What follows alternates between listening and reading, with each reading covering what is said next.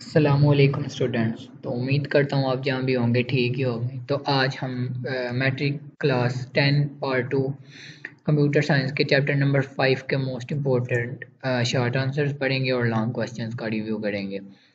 तो ये chapter basically functions के रिलेटेड है जो हम सी प्रोग्राम्स में इस्तेमाल करते हैं। तो इसका जो पहला मेन शॉर्ट आंसर है वो है what is meant by built in function.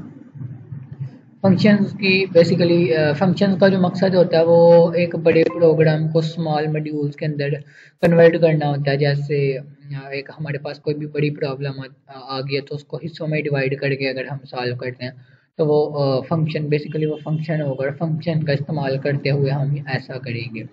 तो ये फंक्शन की बेसिकली दो टाइप्स होती हैं, यूज़र डिफाइंड और बिल्ट इन। तो ये बिल्ट इन फंक्शन है। तो बिल्ट इन फंक्शन बेसिकली वो होते हैं जो लैंग्वेज में ऑलरेडी डिफाइंड होते हैं, ना कि कोई यूज़र डिफाइन करता है या प्रोग्रामर डिफाइन करता है, बल्कि ऑलरेडी जिसने ये प्रोग्रामिंग लैंग्वेज क्रिएट की होती है उसने ये बीच में रखे होते हैं। तो इसकी जो डेफिनेशन है वो ये है, the functions which are available in C standard library are called built in functions. जो सी लाइब्रेरी में अवेलेबल होते हैं ऑलरेडी उनको हम बिल्ट इन फंक्शन कहते हैं। These functions perform commonly used mathematical calculations, strings operations, input-output operations।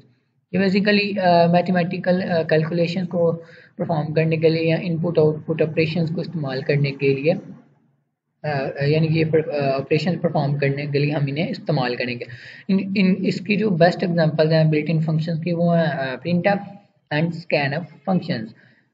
Print F जैसे कि हमें पता है कि हम सी लैंग्वेज में इसका जो मेन मकसद है वो ये प्रिंट कराना, प्रिंट स्टेटमेंट है बेसिकली। प्रिंटिंग के लिए आउटपुट के लिए फंक्शन इस्तेमाल होता है। जबकि जो स्कैन एफ है ये बेसिकली इनपुट के लिए इनपुट के लिए हम इसे इस्तेमाल करेंगे। आगे question number 2, what do you know about the return keyword. Return keyword basically जहाँ भी हम फंक्शन का इस्तेमाल करेंगे वहाँ हम रिटर्न कीवर्ड को इस्तेमाल करेंगे। रिटर्न कीवर्ड एग्जीक्यूशन के लिए लगेगा और बेसिकली ये फंक्शन को एक्सप्लेन करने के लिए होता है। और इसके जहाँ ये लग जाता है ये बेसिकली एक स्टेटमेंट है। इसके बाद अगर और भी स्टेटमेंट्स होंगी तो वो उनकी एग्जीक्यूशन प्रोग्राम कंपाइलर नहीं करेगा बल्कि इधर ही रोक देगा। बेसिकली ये कह लें कि ये एक हिसाब की एंड पर इस्तेमाल होगा मोस्टली ये रिटर्न। तो आइए इसका पढ़ते हैं। Inside the function return is a keyword that is used to return a value to the calling function. यानी कि बेसिकली जो ये फंक्शन के अंदर इस्तेमाल होगा और ये एक कीवर्ड है। जैसे डिफरेंट डिफरेंट कीवर्ड है सी लैंग्वेज में, इफ एल्स है, ये बेसिकली कीवर्ड हैं सब के सब। तो इनका मकसद जो होता है वो वैल्यू रिटर्न करना होता है। जब भी हम किसी भी फंक्शन को कॉल करेंगे, जब भी एक फंक्शन की स्टेटमेंट को एग्जीक्यूट करते हैं तो वैल्यू एक एक्सप्रेशन एवेल्यूएट की जाती है। तो उसको उसकी जो वैल्यू फंक्शन उसकी वैल्यू आगे से रिटर्न करता है।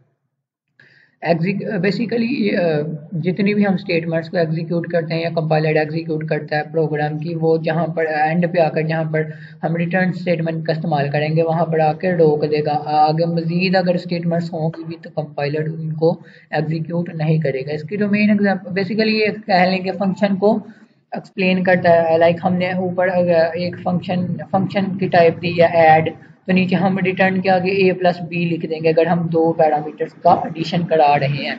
Example return a plus b. और फंक्शन रिटर्न के बाद हमेशा हम स्टेटमेंट टर्मिनेटर लाजमी इस्तेमाल करेंगे। आगे क्वेश्चन नंबर 3, उसने हमें एक ये फंक्शन डिक्लेयर करके तो उसने बोल दिया कि इसमें से एरर फाइंड करें। तो सबसे पहले जो उसने इसमें जो एक सबसे ज़्यादा उसने मेन गलती की है इस पहली लाइन में, इस कोड के पहली लाइन में, वो ये है कि इंटीजर्स उसने ठीक है इंटीजर उसने दे दिया है। बेसिकली ये तो हो गया रिटर्न डाटा टाइप। आगे मैक्स उसने एक फंक्शन टाइप है, फंक्शन डिक्लेयर कर दिया। उसके बाद अंदर उसने पैरामीटर्स में वेरिएबल दिए हैं इंटीजर ए और बी। लेकिन जब भी हम पैरामीटर्स देंगे फंक्शन टाइप के बाद तो उसके अंदर उन दोनों के दरमियान है स्टेटमेंट टर्मिनेटर नहीं बल्कि कॉमा आएगा, सिंपल कॉमा। तो सबसे पहली गलती तो इसकी ये है। और जो दूसरी गलती है वो ये है कि हम अब जब भी इसमें उसने इफ स्टेटमेंट का इस्तेमाल कर दिया, लेकिन इफ कंडीशन लगाई है, लेकिन इसके बाद उसने रिटर्न की दो स्टेटमेंट दे दी है। जब तक उसने एल्स लगाया ही नहीं। जब भी हम इफ की कंडीशन लगेगी तो फिर स्टेटमेंट आगे एक ही आएगी, एल्स नहीं आएगा। तो इधर उसने एल्स मिस कर दिया और स्टेटमेंट्स उसने दो दे दिया, तो यहाँ पर साथ इसमें एल्स भी आएगा। ये इसका आंसर है। Wrong use of semicolon in the function definition of above code. यहाँ पर उसने ये सेमीकोलन का गलत इस्तेमाल किया। ये कुछ इस तरह लिखा जाना था और दूसरी लाइन में उसने क्या किया, यहाँ ये कुछ इस तरह लिखी जानी थी, इसमें एल्स नहीं आना था। क्वेश्चन नंबर 4 है write a procedure to call a function. हम फंक्शन को कैसे कॉल कर सकते हैं। अच्छा, तो इसका आंसर है to use a function we have to call it. Calling function means to transfer control particular function. यानी कि जो फंक्शन को कॉल करने का बेसिकली मकसद ये होता है कि उस फंक्शन को हम तकरीबन सारे का सारा कंट्रोल दे देते हैं। तो इसका मजीद जो आंसर है वो ये है कि हमने जब भी प्रोग्राम डिक्लेयर करना है या परफॉर्म करना है, फंक्शन डिक्लेयर करना है या परफॉर्म करना है, तो ऑब्वियसली हमने सबसे पहले उसको कॉल करना है। अगर कॉल करेंगे तो ही वो डिफरेंट डिफरेंट ऑपरेशंस परफॉर्म करेगा।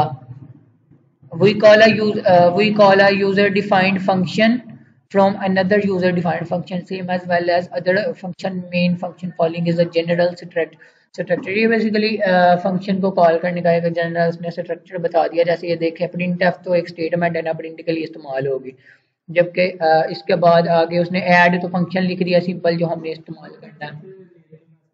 उसके अलावा उसने 4 5 दो पैरामीटर्स की वैल्यू लगा दी है। तो आगे question number 5, which approach divides a problem into smaller and why. Basically उसने ये फंक्शन के रिलेटेड क्वेश्चन है। उसने पूछा है कि हम एक बड़ी प्रॉब्लम को छोटी प्रॉब्लम में कैसे कन्वर्ट करेंगे। तो उसके लिए एक रूल इस्तेमाल होगी, एक टेक्निक, एक अप्रोच, उसको कहते हैं डिवाइड एंड कन्कर अप्रोच। ये फंक्शन में इस्तेमाल होगी। फंक्शन का जो मेन मकसद होगा वो यही होगा कि हम एक बड़ी प्रॉब्लम को छोटी प्रॉब्लम में कन्वर्ट करें। तो इसका आंसर है a good problem solving approach is to divide the problem into multiple smaller part sub problems. C programming language provides us with functions that allow us to solve a programming problem using the divide and conquer approach. तो ये एक approach है जिसको हम इस्तेमाल करते हुए small modules में एक बड़ी प्रॉब्लम को कन्वर्ट कर लेंगे। तो आ गया क्वेश्चन नंबर 6, डिफाइन फंक्शन। ये बेसिकली जो जिसके ऊपर चैप्टर लिखा है उसने उसके रिलेटेड क्वेश्चन पूछ लिया। Function is basically a block of statement जिसके अंदर काफ़ी ज़्यादा स्टेटमेंट्स होंगी और हम पार्टिकुलर टास्क हम परफॉर्म करेंगे। फॉर एग्जांपल जैसे कि प्रिंटफ एक बिल्ट इन फंक्शन है। बिल्ट इन फंक्शन में वो फंक्शंस होते हैं जो ऑलरेडी प्रोग्रामर की तरफ से जो बेसिकली डेवलपर होता है उसने बीच में रखे होते हैं। तो प्रिंट ऑफ हमें पता है आउटपुट के लिए इस्तेमाल होता है, तो एक बिल्ट इन फंक्शन है। तो इसका हमें सबको पता है कि ये आउटपुट और स्क्रीन पर डिस्प्ले कराने के लिए इस्तेमाल होता है कुछ भी। तो फंक्शंस की बेसिकली दो ही मेन टाइप्स हैं। यूजर डिफाइंड वो होती हैं जो प्रोग्रामर या यूजर खुद डिफाइंड करता है, जबकि जो बिल्ट इन फंक्शन है वो बेसिकली जो लैंग्वेज का डेवलपर होता है उसने बीच में रखे होते हैं। Like for example scanf function and printf function. आ गया question number 7, define function with name of product. Basically उसने बोला कि कोई सा भी एक फंक्शन डिफाइन करें, डिक्लेयर करें जिसका नेम प्रोडक्ट हो। तो सिंपल हमने ये इंटीजर मींस ये रिटर्न डाटा टाइप हमने लगा ली फंक्शन की क्योंकि प्रोडक्ट हो रहा है। तो ये बेसिकली जब भी हम फंक्शन डिक्लेयर करेंगे तो ये उसका सिंटैक्स होगा। सबसे पहले ये इंट है ना, ये आगे रिटर्न डाटा टाइप आएगी। फिर उसके बाद हम फंक्शन का नाम लिखेंगे जो कि उसने हमें बोला है कि name of function will be product. हम प्रोडक्ट के नाम का हमने एक फंक्शन बना दिया। उसके बाद हमने ब्रैकेट्स के अंदर वेरिएबल्स या जो पैरामीटर्स होंगे ना वो हमने डिक्लेयर करने हैं, इंटीजर एक्स और इंटीजर वाई। ये दो उसने कोई से भी पैरामीटर्स अंदर डिक्लेयर करा दिए जिनको उसने प्रोडक्ट कराना है, मल्टीप्लाई कराना है। और नीचे उसने इंट रिजल्ट अगर रिटर्न रिजल्ट उसने बता दिया था। रिजल्ट एक्स को अगर हम इसको वाई से करेंगे मल्टीप्लाई तो फिर हमारे पास रिजल्ट आएगा। Question number 8, differentiate between built in functions and user defined functions. ये हमने ऊपर भी पढ़ लिया।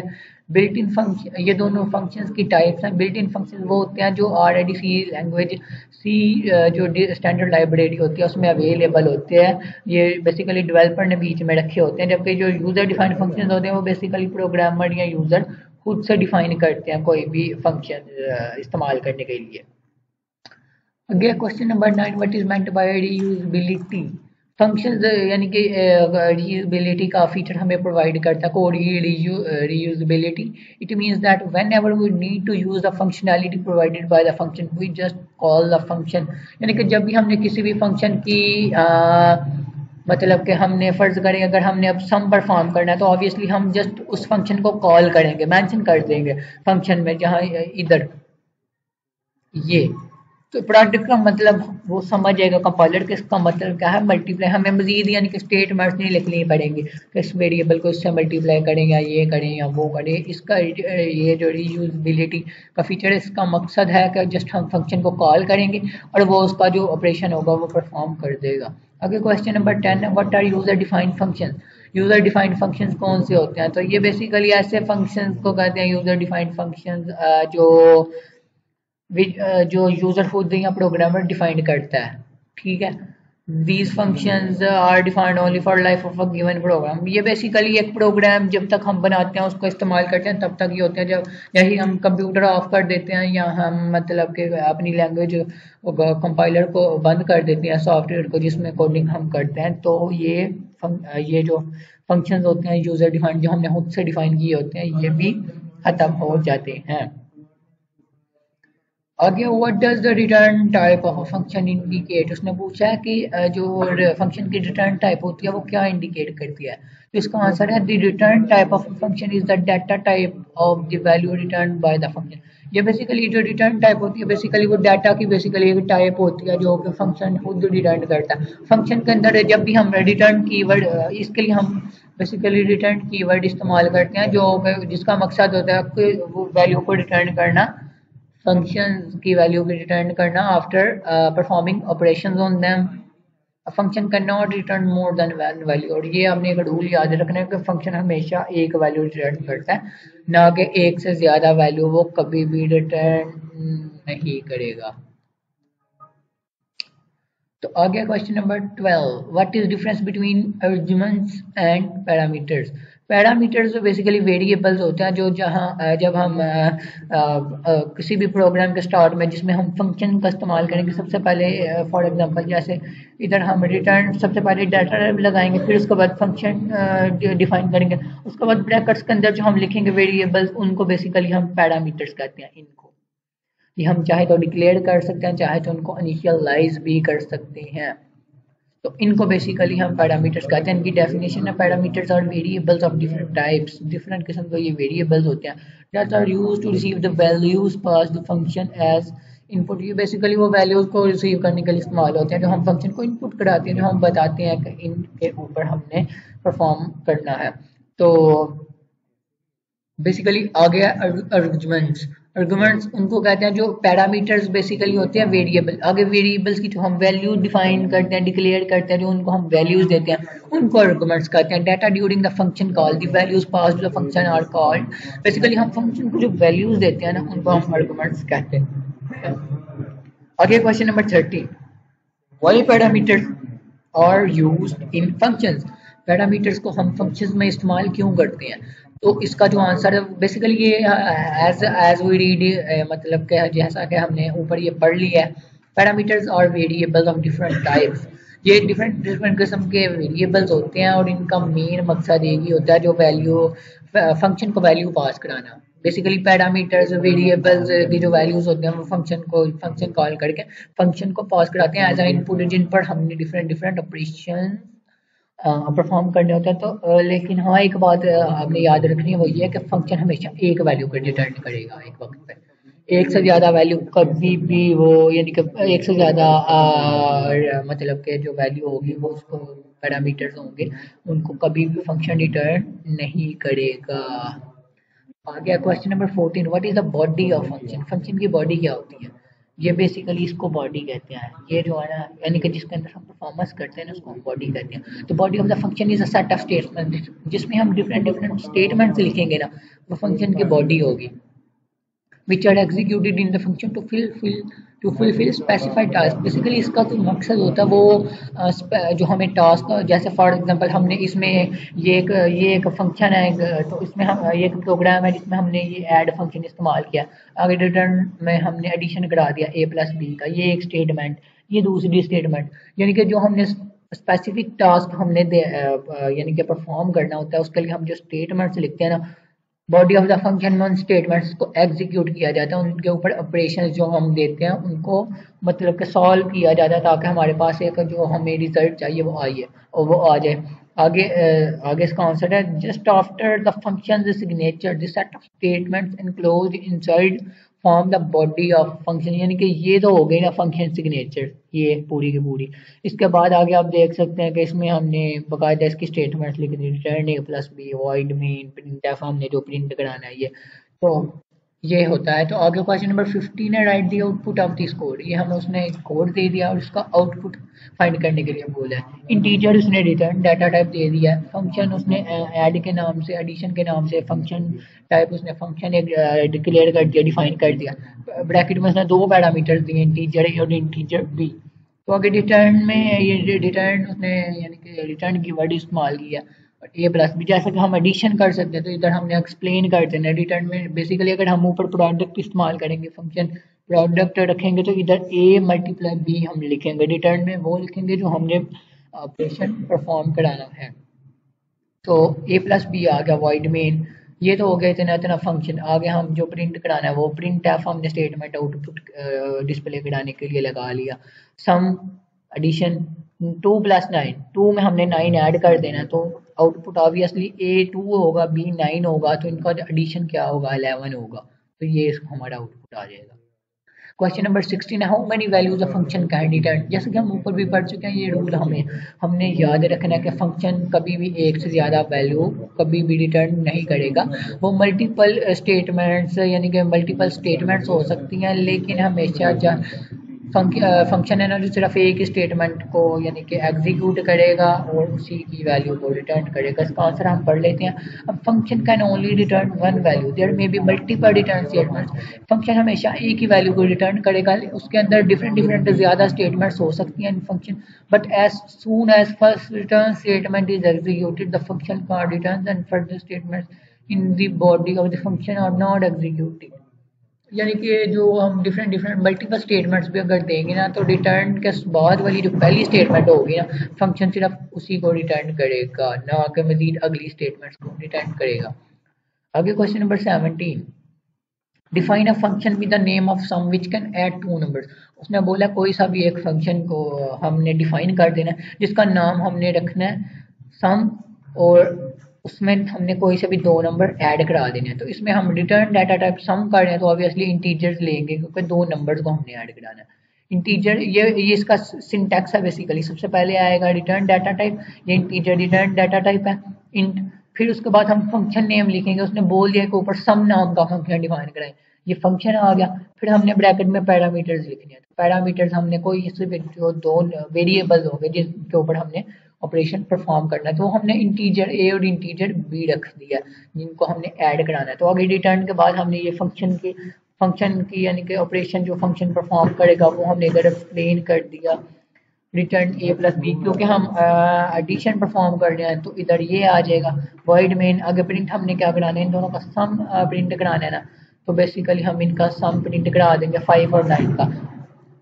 तो इधर ये उसने इंटीजर ए 5 और बी 9 रख दिया, सिंपल उसने ऐड कराने के लिए कहा, इसका आउटपुट लिखने के लिए नहीं कहा, तो ये यहाँ तक ही होगा। Question number 8, what is the advantage of divide and कन्क्वेयर approach, उसने फ़ायदा पूछा कि कन्क्वेयर और डिवाइड अप्रोच का फ़ायदा क्या है। ये फंक्शन ने बेसिकली हमें एक फैसिलिटी प्रोवाइड की हुई है कि अगर हमारे पास प्रोग्राम या प्रॉब्लम बहुत ज़्यादा लंबी है तो हम उसको मॉड्यूल्स में उस सब प्रोग्राम्स में डिवाइड कर सकते हैं ताकि हमें उसको सॉल्व करने में आसानी हो। तो इसका जो आंसर है वो ये है, good problem solving approach is to divide problem into multiple smaller parts और सब प्रॉब्लम, यानी कि जो एक अच्छी प्रॉब्लम सॉल्विंग की टेक्निक होती है, अप्रोच होती है, वो हमेशा यही होती है कि बड़े जो प्रोग्राम होते हैं उनको स्मॉलर पार्ट्स में, जिनको सब प्रोग्राम कहा जाता है, उनमें डिवाइड कर लिया जाता है। C programming language provides us with functions that allow us to solve a programming problem using the divide and conquer approach. तो सी प्रोग्रामिंग हमें ये फैसिलिटी प्रोवाइड करता है कि हम बड़ी प्रॉब्लम को छोटी प्रॉब्लम में डिवाइड कर सकते हैं। तो क्वेश्चन नंबर जो 19 है वो मोस्ट इंपॉर्टेंट क्वेश्चन है, right the two advantages of function, function के उसने कोई से दो फायदे पूछे हैं। तो सबसे पहला फ़ायदा तो ये हम ऊपर भी पढ़ चुके हैं कि सेपरेशन ऑफ टास्क, यानी कि अगर हमारे पास बड़ा कोई प्रॉब्लम आ गया तो उसको उसको हमने समझकर, यानी कि उसके जो बड़ा प्रॉब्लम आ गया उसको हमने सब प्रोग्राम्स में डिवाइड कर लेना, तो एक एक टास्क हम परफॉर्म करेंगे तो हमें आसानी होगी। तो ये इसका फ़ायदा है फंक्शन का, सेपरेशन ऑफ टास्क। और दूसरा रीयूजेबिलिटी, यानी कि अगर हमने एडिशन का फंक्शन है परफॉर्म करना, तो हम जस्ट एडिशन नाम के फंक्शन को डिफाइन करेंगे, ना कि हम मजीद स्टेटमेंट्स लिखेंगे कि हमने ये परफॉर्म करना है ये परफॉर्म करना है, वो फंक्शन खुद ही कर देगा। तो हमें इसमें ज़्यादा से ज़्यादा स्टेटमेंट्स लिखने की ज़रूरत नहीं पड़ती। तो आगे question number 20, what is meant by readability in function? Divide, तो इसका आंसर है dividing the program into multiple functions improve the readability of the program. Readability means basically ये अंडरस्टैंडिंग कि प्रॉब्लम कोई भी हमारे पास जो प्रोग्राम सॉल्व होने के लिए आया उसको जानना कि बेसिकली वो है क्या, उसको पहले सोल्यूशन निकालना, माइंड में हमने चेक करना है कि हाँ भाई इसको ऐसे ऐसे करेंगे तो फिर हम इस जो प्रॉब्लम होगी उसका सोल्यूशन फाइंड कर सकेंगे। तो इधर उसने बता दिया कि जब भी हम किसी भी प्रोग्राम को उसके स्मॉलर पार्ट्स में डिवाइड कर देते हैं तो वो obviously readability of the program, वो हमारी रीडेबिलिटी इम्प्रूव कर देता था, यानी कि जब हम हमारे पास स्मॉलर पार्ट्स आ जाएंगे तो हमें ज़्यादा आसानी होगी प्रॉब्लम को जांचने में। आगे question number 21, right the general structure of a function signature. Function signature का उसने जनरल सा एक सिंपल उसने पूछ लिया हमसे, आप कह सकते हैं कि इसका उन्हें सिंटैक्स स्ट्रक्चर पूछ लिया। जब भी हमने किसी भी प्रोग्राम में फंक्शन का इस्तेमाल करना है, फंक्शन को डिफाइन करना, तो ये बेसिकली ये हमने इस चीज़ को फॉलो करना है। सबसे पहले हम रिटर्न टाइप लिख लेंगे, जो भी हम इस्तेमाल करेंगे, इंट करेंगे, चार करेंगे, फ्लोट करेंगे, सबसे पहले वो आएगी, फिर स्पेस आएगी और हम फंक्शन का नाम लिखेंगे। अगर हम ऐड कर रहे हैं, सम कर रहे हैं, प्रोडक्ट कर रहे हैं, डिवाइड कर रहे हैं, जो भी कर रहे हैं, सबसे पहले return data type of return value, जो यानी कि हमने वैल्यू को रिटर्न कराना, उसकी डाटा टाइप। फिर जो हमने फंक्शन है उसके ऊपर परफॉर्म करना, फंक्शन बेसिकली ऑपरेशन है जो हमने उसके ऊपर परफॉर्म करना, लाइक एडिशन, सब्ट्रैक्शन, जो भी। फिर हमने आगे फंक्शन नेम लिखने के बाद हमने ब्रैकेट में पैरामीटर्स लिख देने। पैरामीटर्स बेसिकली उन वेरिएबल्स को हम बोलेंगे जो बेसिकली जिनके ऊपर हमने फंक्शंस परफॉर्म करने हैं, उनकी या तो हम उनको डिक्लेयर करेंगे या तो उनके साथ आर्गुमेंट्स दे देंगे, यानी कि उनको वैल्यूज दे देंगे साथ, उनकी वैल्यूज भी इनिशियलाइज कर देंगे, यानी कि जिस तरह ये data type 1 2 data type n। Basically it's purpose is के इस ब्रैकेट के अंदर हम पैरामीटर्स बता देंगे कि इंटीजर ए बी, इस तरह ये इसकी एग्जांपल है। देखिए रिटर्न डाटा टाइप, हमने इंटीजर यानी कि हमारे पास उसने रिटर्न डाटा टाइप जिसमें हमें वैल्यू चाहिए वो उसने इधर इंटर डिफाइन कर दिया। प्रोडक्ट यानी कि उसने मल्टीप्लाई करना है तो इधर उसने प्रोडक्ट नाम का ये फंक्शन इस्तेमाल कर लिया। फिर उसके बाद उसने ये डाटा टाइप उसने यानी कि पैरामीटर्स उसने इंटीजर n1 और n2 यानी कि दो के दरमियान उसने प्रोडक्ट फाइंड करना है, जैसे ये उसने किया हुआ है नीचे रिटर्न में, तो ये उसने सिंपल इधर पैरामीटर्स दे दिए हैं। तो ये है जनरल स्ट्रक्चर या उसका सिंटैक्स एक फंक्शन को डिफाइन करने का। तो आगे question number 22, identify the errors in the given code, int product int 1 int 2 return n1 product n2 statement terminator. तो उसने पूछा कि ये जो हमने एक कोड लिखा है इसमें एरर क्या है। तो सबसे पहला एरर ये होगा कि जब भी हम ये फंक्शन डिफाइन करेंगे उसके बाद एक ब्रैकेट आएगी, स्क्वायर ब्रैकेट लाजमी आएगी रिटर्न स्टेटमेंट के पहले और बाद में, हम ये इसको लाजमी इस्तेमाल करेंगे। अगर हम इसका इस्तेमाल नहीं करेंगे तो कंपाइलर होगा वो लाजमी इसमें एरर डिस्प्ले करा देगा। जैसा कि ये देखें इधर उसने इंटीजर प्रोडक्ट के बाद इधर ये स्क्वायर ब्रैकेट नहीं लगाई, जबकि ये आंसर में इसका आंसर है स्क्वायर ब्रेसेस और missing in the buff segment code segment, use braces in the buff code like the following. इस तरह ये इसका सही आंसर होगा। ये रिटर्न डाटा टाइप के फंक्शन जिस पैरामीटर्स उसके बाद रिटर्न से पहले एक स्क्वायर ब्रैकेट ऊपर आएगी और बाद में रिटर्न के बाद भी हम ये इस्तेमाल करेंगे। तो आगे question number 23, find the errors in the following question. इस क्वेश्चन में भी हमने एरर फाइंड करने हैं। तो सबसे पहला जो एरर है वो ये होगा कि इसमें एक ही एरर है, उसने दे दिया void sum integer A be void, तो इधर हम रिटर्न डाटा टाइप इस्तेमाल करेंगे ना कि wide. Wide is basically a function, ये तो फंक्शन हो गया ना, तो हम इधर बजाय इसके के फंक्शन इस्तेमाल करें, हम इधर रिटर्न डाटा टाइप इस्तेमाल करेंगे। इधर इंट आएगा क्योंकि इधर इधर हमने पैरामीटर्स की डाटा टाइप वेरिएबल्स इंट बताई है, तो obviously return data type int होगी जिसमें हमें आंसर चाहिए क्योंकि हम सम परफॉर्म कर रहे हैं। तो इसका आंसर ये है, there is error in first line of code word sum. ये उसने लाइन लिख दी और बता दिया कि इसमें कोड है। अब उसने इसमें एरर है तो उसने एरर बता दिया। Use int instead of void in the function definition int sum int a int b, यानी कि इधर वॉइड की जगह हम इंट ये इस्तेमाल करेंगे। यही एक एरर है इसमें। आगे उसने बता दिया है ड्यू क्वेश्चन नंबर 24 है, what is meant bye argument.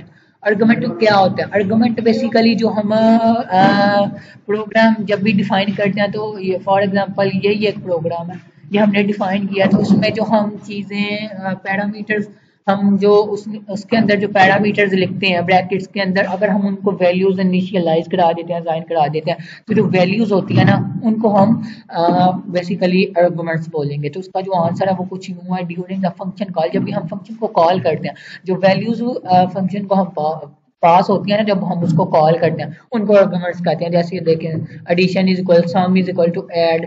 सम एक फंक्शन है, उस यानी कि सम वो एडिशन करेगा, तो n1 और n2 की वैल्यू फंक्शन जब हम कॉल करेंगे तो उसकी वैल्यूज रिटर्न होंगी।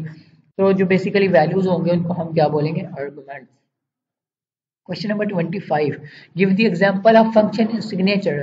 सिग्नेचर फंक्शन सिग्नेचर की उसने एक एग्जांपल पूछी है, तो इसका आंसर है फंक्शन सिग्नेचर बेसिकली दो के जो मेन मकसद है ना वो इनपुट और आउटपुट ही है। तो इसकी जो बेहतरीन मसाला है वो ये उसने नीचे दिया है, इंटीजर लार्जेस्ट इंट, यानी कि ये बेसिकली उसने इंटीजर तो इधर उसने इधर से आपको ये फॉर्मेट समझने में ज़्यादा आसानी होगी क्योंकि इसके बाद हाँ स्टेटमेंट इसमें बेसिकली उसने देखें, ये तो उसने रिटर्न डाटा टाइप दे दी ना इंटीजर, उसके बाद उसने फंक्शन बता दिया लार्जेस्ट, आगे पैरामीटर्स उसने दे दिए 3 इंट इंट इंट। अब 3 उसने कोई सा हमें दे दिए हैं पैरामीटर, अब इस वेरिएबल इसमें से हमने कोई सा एक लार्जेस्ट प्रिंट कराना है। तो इसका जो मकसद होगा बेसिकली इनपुट कराना या आउटपुट कराना होगा। तो इसका हम आंसर पढ़ लेते हैं। Function signature is used to define the inputs and output of function. The following is the example of a function signature that takes 3 integers and input returns the largest value among them। यानी ये कोई से भी input या output कराता है ज्यादा value, और उनमें से किसी भी एक को या तो डिस्प्ले करा देगा। जैसे उसने 3 इंटीजर दिया और इनमें से वो एक करेगा। आगे question number 26, how can we use the function. हम फंक्शन को कैसे इस्तेमाल कर सकते हैं? प्रोसीजर उसने पूछा। तो इसका आंसर है to use a function we have to call it. जब भी हमने फंक्शन को इस्तेमाल करना है सबसे पहले हमें फंक्शन को कॉल करना पड़ेगा। Then calling a function means to transfer control to particular function. Function call means मतलब उसका मकसद हो, उसका मतलब होगा कि हमने सारा जो कंट्रोल होगा ना वो उस फंक्शन को जिसको हम कॉल कर रहे हैं उस पर हमने कन्वर्ट कर देना है, वो उसके पास ही कन्वर्ट हो जाएगा। We need to call a function.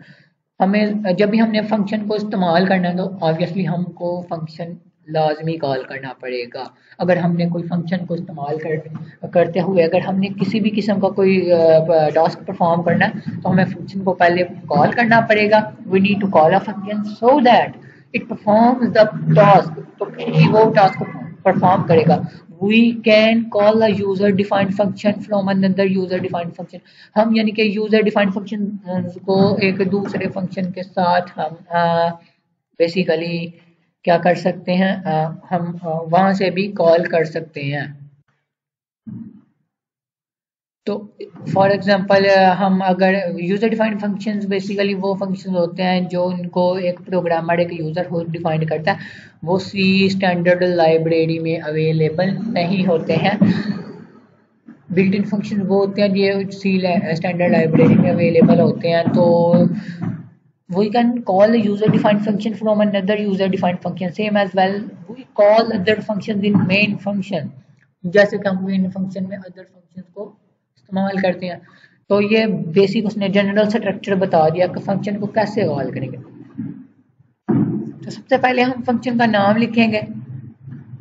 फिर उसके अंदर हम सिंपल आर्गुमेंट्स ऐड कर देंगे जो हमने परफॉर्म करनी है, लाइक पैरामीटर्स ऐड कर देंगे जिनके ऊपर हमने फंक्शन ऑपरेशन परफॉर्म करने हैं। लाइक प्रिंट एफ उसने एक फंक्शन दे दिया, ये बेसिकली ये यूजर डिफाइंड फंक्शन नहीं है, ये बल्कि बिल्ट इन फंक्शन है जो कि डेवलपर ने ऑलरेडी प्रोग्रामर यानी कि जो डेवलपर होता है उसने सी स्टैंडर्ड लाइब्रेरी में रखी होती हैं। तो ये format specified F percent eighty add हम बेसिकली हमने एडिशन कराना है 4 और 5, ये बेसिकली ये इनकी वैल्यूज हैं जो पैरामीटर्स उसने दिया 4 और 5, तो इनका सिंपल ऐड उसने बोला तो वो एडिशन करा देगा। तो हम कुछ 4+5 = 9 इसका आंसर आ जाएगा। कुछ कुछ इस तरह से हम फंक्शन को कॉल करेंगे। Question number 27, as we already read above, हम ऊपर भी ये पढ़ चुके हैं कि फंक्शंस की दो टाइप्स हैं basic built-in functions, user-defined functions. Built-in functions are those functions which are defined by developer, which are already available in C standard library. ये C standard library में already available होते हैं। तो जो यूजर डिफाइंड फंक्शंस होंगे वो user एक जो प्रोग्रामर प्रोग्राम बनाता है ये वो ड्यूरिंग यानी कि जो जब वो प्रोग्राम बना रहा होता है तब ही उनको डिफाइन करता है। और ये फंक्शन प्रोग्राम बनने की हद तक जब तक हम यानी कि बना रहे हैं तब तक उसकी हद एक प्रोग्राम की हद तक होते हैं, ये स्टैंडर्ड लाइब्रेरी में अवेलेबल नहीं होते, बाद में ये फिनिश हो जाते हैं। Question number 28, right the general structure of defining the function. उसने पूछा गया कि फंक्शन को डिफाइन करने के लिए जो स्ट्रक्चर इस्तेमाल होगा हमें वो बताएं। तो हम ऊपर भी पढ़ चुके हैं, ये बेसिकली स्ट्रक्चर मीन सिंटैक्स। तो जब भी हमने फंक्शन को इस्तेमाल करना है तो ये बेसिकली ये सिंटैक्स होगा, ये सारे का सारा। सबसे पहले हमने रिटर्न डाटा टाइप इस्तेमाल करनी है। रिटर्न डाटा टाइप लाइक हमने अगर आंसर हम इंटीजर के ऊपर कुछ भी परफॉर्म करें ऑपरेशन तो ऑब्वियसली हम उधर जो डाटा टाइप होगी रिटर्न टाइप होगी वो इंटीजर इस्तेमाल करेंगे। जैसे ये इसकी बेटर एग्जांपल है, integer basically it is a data type. उसके बाद हम फंक्शन नेम लिखेंगे, इनके दरमियान एक स्पेस आएगी, स्टेटमेंट टर्मिनेटर या कॉलम कुछ भी नहीं आएगा। रिटर्न टाइप आएगी, ये आ गई। उसके बाद फंक्शन नेम, अगर हमने एडिशन परफॉर्म करनी है तो हम इधर एडिशन लिख लेंगे, प्रोडक्ट डिफाइन करनी है तो प्रोडक्ट लिख लेंगे, सब्ट्रैक्शन करनी है तो वो हम लिख लेंगे। उसके बाद हमने ब्रैकेट्स के अंदर पैरामीटर्स लिख देने हैं। पैरामीटर्स बेसिकली वो वेरिएबल्स होंगे जिनके ऊपर हमने ऑपरेशंस परफॉर्म करने हैं या उनको इनिशियलाइज करा लेना है, जिसको हम आर्गुमेंट्स की शेप में हमने उनको वैल्यूज दे देनी है जो कि हम फंक्शन कॉल करेंगे तो वो वैल्यूज रिटर्न करेगा फंक्शन। इसके अंदर हमने यानी कि रिटर्न डाटा टाइप इंट है ना, तो इधर हम यूज कर लेंगे int a b c d जितने भी हमने पैरामीटर्स वेरिएबल इस्तेमाल करने हैं। फिर ब्रैकेट आएगी, फिर रिटर्न डाटा टाइप और फिर ये जो भी हमने फंक्शन परफॉर्म करनी है इनका पूरी बॉडी आएगी फंक्शन की और फिर ये स्क्वायर ब्रैकेट क्लोज हो जाएगी। ये बेसिकली स्ट्रक्चर था। आगे last question, question number 29, what will be the output of this code. हमें उसने एक आउटपुट दिया, कोड दे दिया और बोला है कि इसका आउटपुट क्या होगा। इंटीजर उसने रिटर्न टाइप बता दिया, एडिशन उसने फंक्शन लगा दिया और उसके पैरामीटर्स उसने दो लिए हैं, इंटीजर ए और इंटीजर बी। तो आगे उसने ऐड मीन एडिशन करेंगे तो रिटर्न उसने ए प्लस बी भी हमें बता दिया किसमें हम एडिशन करेंगे, यानी कि ऐड है तो ऑब्वियसली हम ए प्लस बी करेंगे। तो आगे वॉइड मेन लगा दिया उसने मेन फंक्शन। आगे फिर print of statement square brackets के बाद यानी कि जो हम प्रिंट कराएंगे डिस्प्ले कराएंगे percentage D is a format specified. ये बेसिकली इंटीजर डाटा टाइप के लिए इस्तेमाल होता है, ये प्रिंट नहीं कराता बल्कि ये जस्ट ये जहाँ भी हम ये इस्तेमाल करेंगे इंटीजर रिटर्न टाइप वहाँ ये इस्तेमाल होगा। तो उसने बोल दिया ऐड फंक्शन जो हम ऐड कराएंगे इंटीजर ए उसको उसने 3 रख दिया और बी 4, 3 + 4 ऐड कराएंगे तो ऑब्वियसली 3 + 4 किसके इक्वल होगा 7 के इक्वल, तो उसका आउटपुट होगा 7। तो यही था most important short answer chapter number 5 के और हमारा सिलेबस क्लियर हो गया। 5 ही चैप्टर हैं 10th क्लास के, तो वो मैंने सब आपको बता दिए हैं। तो इसके जो लॉन्ग क्वेश्चन होंगे मोस्ट इम्पोर्टेंट इस चैप्टर के वो वैसे इसका एक तो क्वेश्चन है वो भी बोर्ड में है, आज तक उन्होंने पूछा तो नहीं है, लेकिन अगर आप करना चाहें तो what is difference between user defined and built in functions ये कर सकते हैं, या कुछ इस तरह से वो पूछेगा कि explain different types of functions, जो कि दो ही हैं यूजर डिफाइंड और बिल्ट इन फंक्शंस। और ज़्यादा इसमें से शॉर्ट में आपको ये इस तरह के आउटपुट भी आ सकते हैं कि बेसिकली कोडिंग के रिलेटेड वो पूछेगा कि या तो इसका आउट कोड दे के बोलेगा कि इसका आउटपुट बता दें या तो इसके अंदर जो एरर्स हैं वो बता दें। तो आज की वीडियो यहीं तक थी क्योंकि हमने आपको सारे शॉर्ट आंसर बता दिए हैं। अगर अब आपको ये वीडियो अच्छी लगे तो आपने इसको लाइक कर देना और हमारे चैनल को सब्सक्राइब कर देना। तब तक अल्लाह हाफिज़।